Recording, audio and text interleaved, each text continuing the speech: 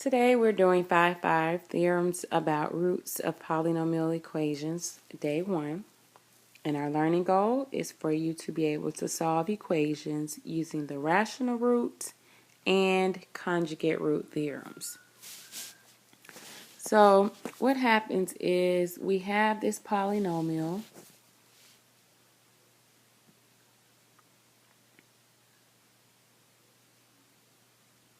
Let me write. This is example 1.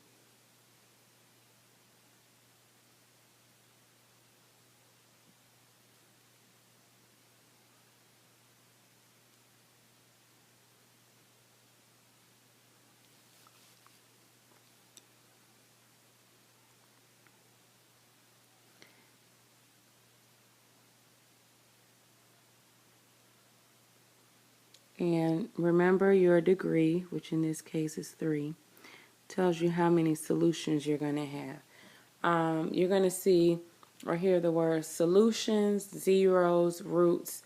All of those mean the same thing. And what happens is sometimes you'll have numbers with lots of factors. So the rational root theorem doesn't give us the zeros, but it provides a list of first guesses to test as roots. So we would use synthetic to help us find our roots, but the problem is we may have so many factors. So the rational root theorem gives us a list of possibles. So this is how you write your possible list. So to make the possible rational roots list, you take the factors of your constant term and you divide them by the factors of your leading coefficient. You know, factors are all the numbers that multiply to give you that number.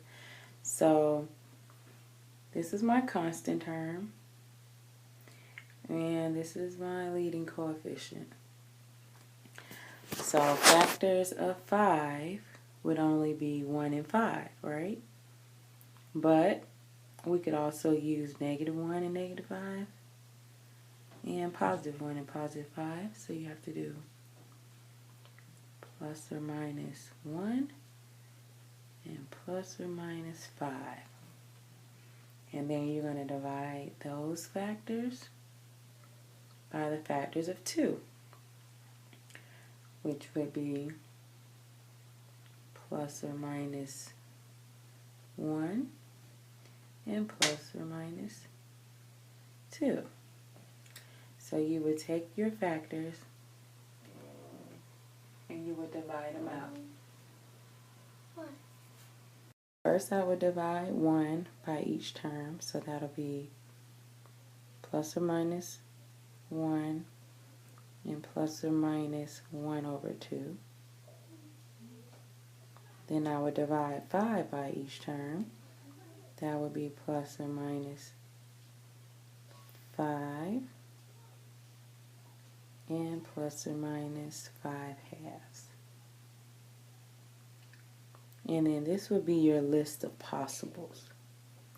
From that list, you would use those as guesses to do synthetic to find the ones that actually give you roots. Okay, here's an example where we're going to use the rational root theorem and find all the rational roots. So the first thing we have to do is list our possibles. So first we have to find the factors of our constant term, which is 2. So I have plus or minus 1, plus or minus 2. Then I have factors of my leading coefficient, which is 15. So I have plus or minus 1, plus or minus 3, and I always go in order from smallest to largest, so I won't miss any of my terms. And then I divide each of my factors of my constant term by my factors in my denominator. So first I'm going to divide everything by 1. So I'm going to get plus or minus 1, plus or minus 1/3. Let me move my list because it's going to be long.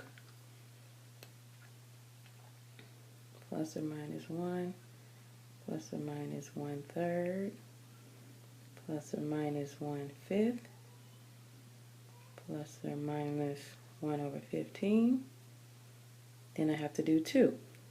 And if you see any numbers that repeat, you don't have to write them again. So I'm going to divide each one by 2. Plus or minus 2, plus or minus 2/3, plus or minus 2/5, and plus or minus 2/15.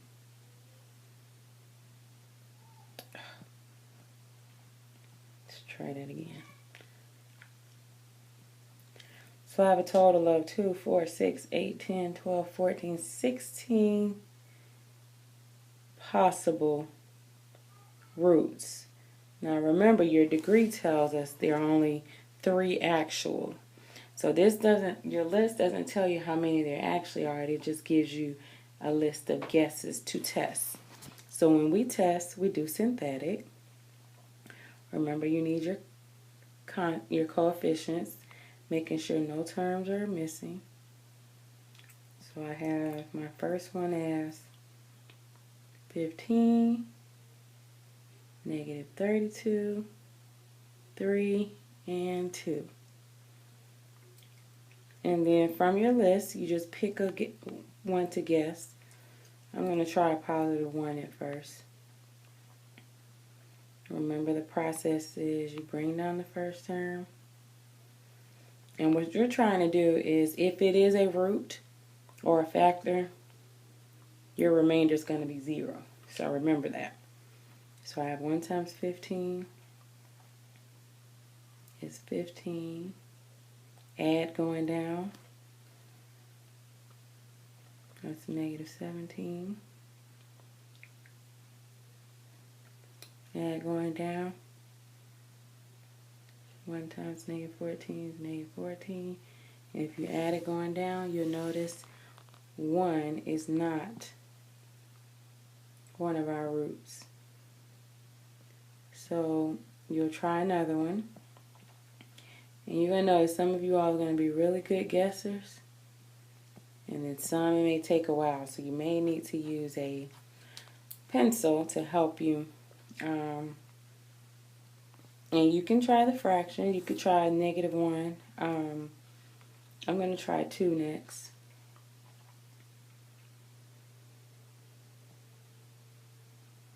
Two times 15 is 30. Add going down. 2 times negative is negative 4.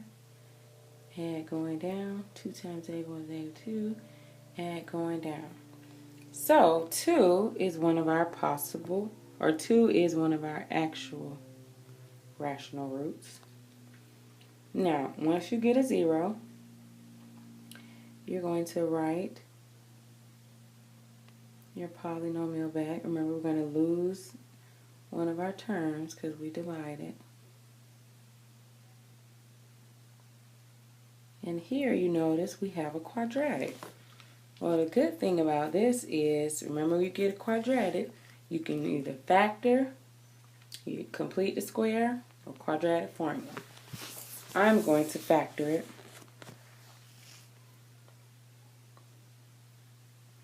Remember, so many ways you can factor.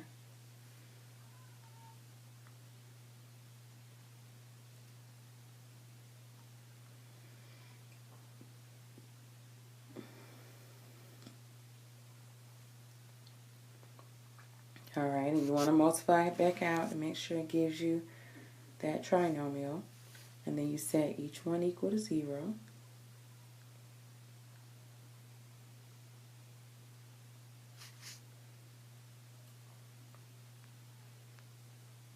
And you're going to get x equals 1/3, which was in our list, and negative 1/5, which was in our list. So our 3 solutions are 2, 1/3, and negative 1/5. So those are our roots. And then you're done.